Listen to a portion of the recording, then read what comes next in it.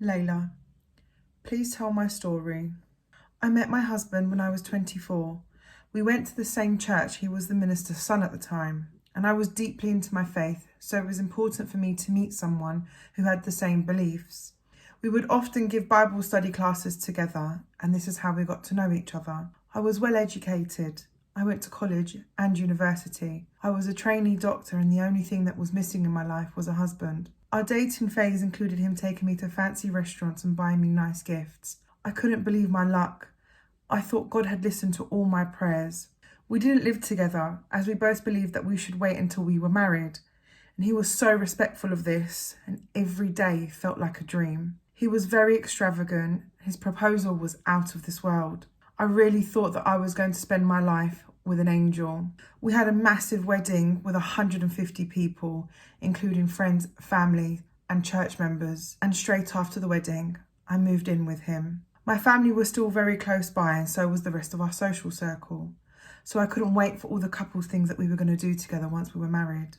We would attend dinners with our friends, and slowly he started to nitpick at things that I'd said or did. Somehow, I could never make it through these evenings without doing something wrong. He then started dictating to what I wore to Sunday services and Bible study classes. He said, "You're a married woman now, and my dad is the minister. I need you to represent me at all times." Every time I asked him to respect my boundaries, he would tell me that I was the one disrespecting him. He would recite Bible verses to back up his demands and tell me that it was ungodly of me to not obey him. So I followed through. I started consciously only buying clothes that I knew he would approve of, and if he didn't like an outfit, I would return it straight back. I could feel myself slipping away. The upbeat, confident woman that I once was no longer existed. I became submissive, fearful, a complete nervous wreck. I hung off his every word.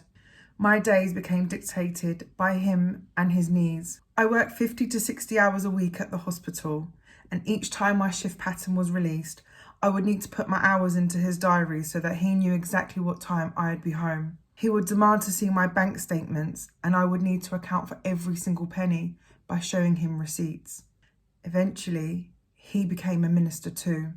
I remember my friends congratulating me, and with every message that came through, my heart would sink. I knew that this meant that I would be more at risk of his abuse. There were some good days where I could see a glimmer of the man that he used to be, and I desperately hung on to this in hopes that somehow he would return back to that person.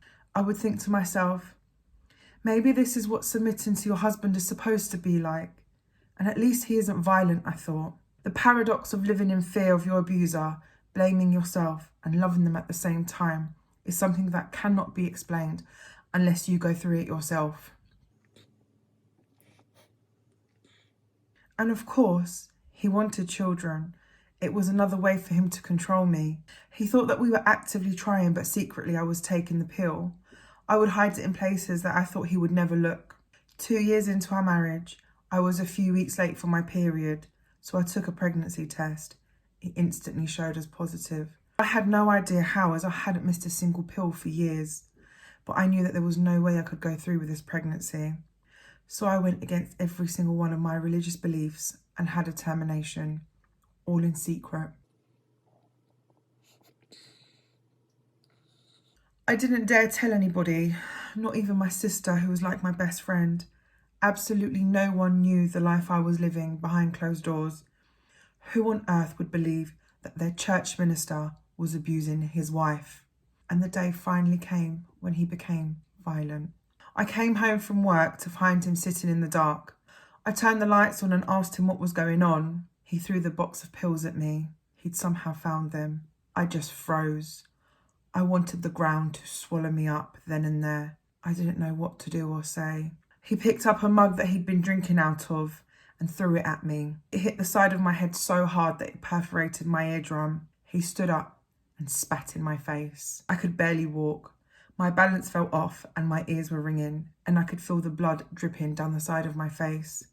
He made me sit at the dining table for 5 hours whilst he recited Bible verses to me and patronised me that he didn't know how he could ever move past such a betrayal and that I should pray to God for forgiveness for what I had done. I remember thinking, what is he going to do? if he ever finds out that I had a termination.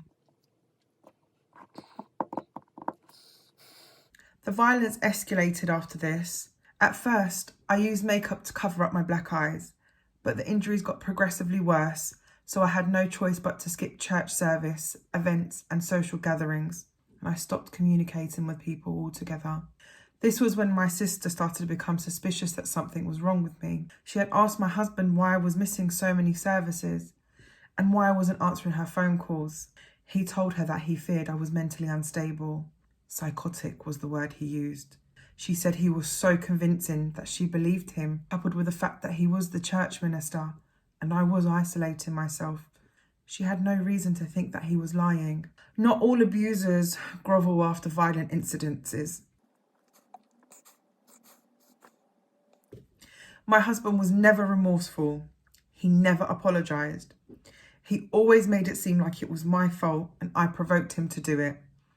I was the one who had to say sorry to him in order to have some kind of peace back into our home.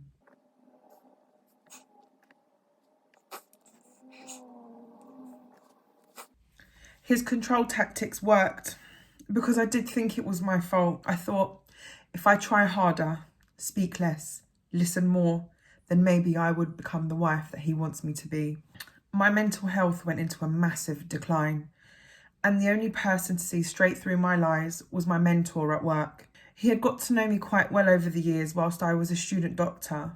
Over a period of time, I started making mistakes at work. So one day, he pulled me into the office and asked me to tell him the truth. He said, "What's happening? When I first met you, you were on the ball, full of life. Now I'm not quite sure I recognise who you are." That was it. I just fell apart. For the first time in my life, I finally told someone the truth. I told him everything and he just listened. He sat there for hours and heard me out. This man who had absolutely no personal ties to me validated me in the hell that I was living in. He offered advice and said, "I'm not going to teach you how to suck eggs, but I have a moral duty as a doctor to provide you with the options that you need to leave your husband, and I will do just that." So he gathered all the information I needed. He contacted the counselling services at our work, spoke to Women's Aid, and organised student housing for me. Together, we came up with a safety plan for when I was ready to leave. I remember thinking, it's nearly over. I'm nearly free. But one night, it was around 1 a.m, I was woken up by banging and loud noises. My husband charged into the bedroom, screaming in my face. He'd seen messages on my work phone from a colleague. He started accusing me of having an affair. I'd never seen this amount of rage in him before. He grabbed me by my pyjamas and dragged me downstairs to the kitchen where the onslaught began. I saw the rolling pin laid out on the side. He grabbed it and hit me over the head and the back. The blows were so hard that I fell to the ground. He told me to get on my knees and beg him and God for forgiveness for sinning. I couldn't speak because I was in so much pain. I couldn't cry either. It's just made him more angry. He pulled me up off the floor by my hair and smashed my face repeatedly into the kitchen worktops, all whilst he continued to recite Bible verses to me.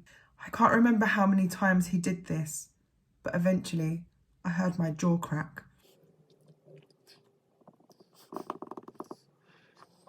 He heard it too, and I guess he took this as a sign to have a break. I thought, I was so close to leaving, and now I'm going to end up dead. I knew I had to do something. So I grabbed his phone and I ran for the stairs. I locked myself in the bathroom and called 999. I didn't want him to hear me, so I whispered, "I think my husband is going to kill me." He broke down the bathroom door and continued to attack me. Eventually, the nightmare came to an end and the police arrived. He was arrested and I went to hospital. The police asked me if I wanted some time before I could make a statement, but I said no. And I did it then and there with them. The case went to court and he pleaded not guilty. He claimed that I was psychotic and caused all the injuries to myself during a breakdown. The court case was horrendous, but I was adamant that he was not going to break me any more than he already did. I showed up with my family and friends every day until he was found guilty and sentenced. I had so much help from people in the end. I just wished I reached out sooner. But hindsight is amazing once you're free of your abuser. Now I'm focused on my recovery and healing. I passed my student doctor training and I'm now a registrar and I'm flourishing in my field. I'm telling you my story today because I want you all to know that abusers come from all kinds of socioeconomic backgrounds. So please, ladies, don't ignore red flags. Please get help and get out. Please don't fall victim to someone's social status, like me.